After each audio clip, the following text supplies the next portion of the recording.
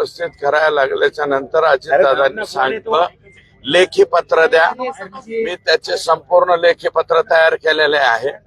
परंतु या जिल्ह्यामध्ये आत्ताशी 73 कोटी रुपये बोगस उचलल्याचं मी रात्री जाहीर केलंय.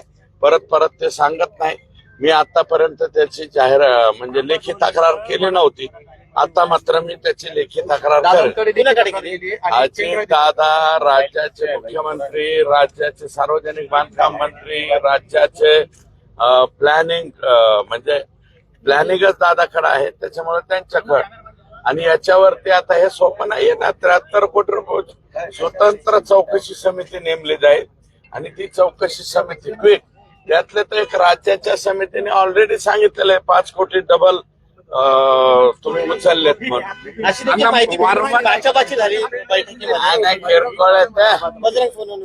बाचाबाची किरकोळ विषय एवढं तेवढं होत असतं. ते विषय मला वाटतं मीडियाच्या समोर येऊ नयेत. एवढे मीडियावरती एवढे येतील एवढं झालेलं नाही का? तुम्ही तक्रार करताय जिल्हाधिकारी नाही.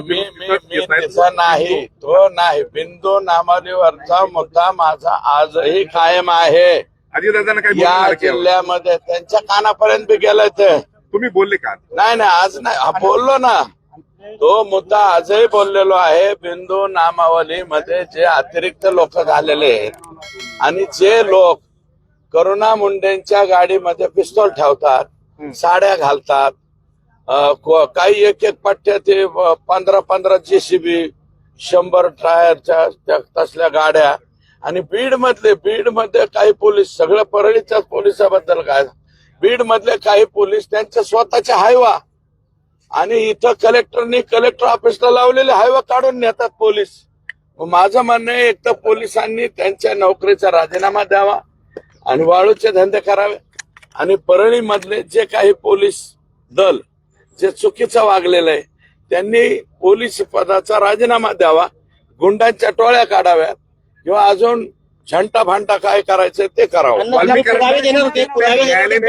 असताना काही वैद्यकीय सुविधा घेतल्या त्याच्यावर समिती नेमली, अजितदादांचे काही कानावर घेतला. हे बघा, हे प्रत्येक विषय हे डीपीडीसीचे विषय नाही. तो डीपीसीचे जे डीपीसीचे विषय तेवढे पेनड्राईव्ह देणार आहेत. माझ्याकडे पुरावे आहेत आणि मी सगळ्या मीडियाला कालच दिलं ना पेनड्राईव्ह. अजितदादांना दिलं का तुम्ही? अजितदादांच्या पीएला दिलं ना, डिस्प्लेना. आज डिस्प्लेच होते ना बरोबर. त्यांना कालच पाठवले ते. आज दिलंय का?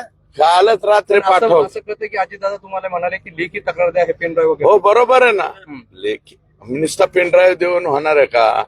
याची लेखी तक्रार होईल साहेब. याच्यावरती राज्याचे सेक्रेटरी किंवा उपसचिव दर्जाचा एखादा अधिकारी नेमला जाईल. तो नेमल्याच्या नंतर ते जाऊन पाहते. द्विरुक्ती एका कामाच्या बाबतीतलं परळी पर्दापूर पूस याच्यावरची द्विरुक्ती अगोदरच सरकारने मान्य केलेले की 5 कोटी डबल उचललेले आणि आता राहिले की 73 मधले 5 गेले म्हणजे 78 कोटी रुपये जे बोगस उचललेले ते काही डीपीडीसीचे उचललेत आणि काही राज्याच्या ह्याचे उचललेत. आणि मला वाटतं मी कालपासून स्टेटमेंट केल्यापासून गोविंदजी जवळजवळ 500 लोक माझ्या कानावर आले. 500 लोक कोमामध्ये गेलेले आहेत. 2 गट पाहायला मिळाले बैठकीमध्ये. एका गटामध्ये नाही गट नाही. किरकोळ एकामेकाला बोललं किरकोळ म्हणजे काय लगेच वाद तुम्ही काय भांडणं लावतात काय? धनंजय मुंडे म्हणले का भांडणं झाले? बोलणं झालं का? धनंजय मुंडे म्हणले का भांडणं झाले? नाही. मग आम्ही म्हणणार नाही भांडणं नाही झाले. एकामेकाबद्दल बोलावंच लागतं तेवढं एवढं. काय बोलले? काय बोलले ते तिकडं तुम्ही अधिकाऱ्यांना वगैरे विचारा कोणाचं काय झालं ते. नंतर त्याच्यावरती हे करा. काय फारसं विश्लेषण नाहीये. म्हणजे विशेष भांडण नाही. हे भांडण काय मुद्द्याचं भांडण नाहीये. हे मुद्द्याचं भांडण आहे आणि आम्ही मुद्द्याचं भांडण व्यवस्थित आणि आम्ही संतोष देशमुखच्या खुनापासून अजिबात बाजूला हटणार नाहीत. संतोष देशमुख आमचा दह्या दुपारा मारलेला माणूस आहे. त्याच्या बाबतीत आम्ही नो कॉम्प्रोमाइज आणि महादेव मुंडेच्या बाबतीत सुद्धा नो कॉम्प्रोमाइज. महादेव मुंडेचे मारेकरी सुद्धा सापडले पाहिजेत. हा ओके. तुम्ही मनोज जरांगे पाटलाच्या उपोषणाला भेट देणार आहात? हो जाणार आहे आता.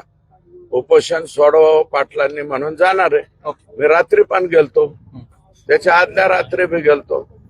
कुठंतरी प्रॉब्लेम सॉल्व्ह झाले पाहिजे. त्यांचं म्हणणं सरकार गांभीर्यानं घेत नाही त्यांच्या नाही आंदोलनाला. नाही, असं थोडीच आहे. सरकार गांभीर्याने घेतय, सरकार पाटलांशी बोलतय आणि पाटलांनी बी सुद्धा त्या ठिकाणी कॉपरेट केलेलं आहे, सहकार्य केलेलं आहे. आणि काय आम्ही एकच विनंती करतोय दादांना की या वेळेस जे उपोषण करण्यासारखी परिस्थिती त्यांच्या बॉडीची नाहीये. एवढी बार दादा ठीक आहे, आपण एक पाऊल मागे हटू, परंतु काही दिवसाच्या नंतर तीव्र आंदोलन जर त्यांनी केलं तर सर्व पक्षीय लोकांना तिथं हजर राहावं लागेल.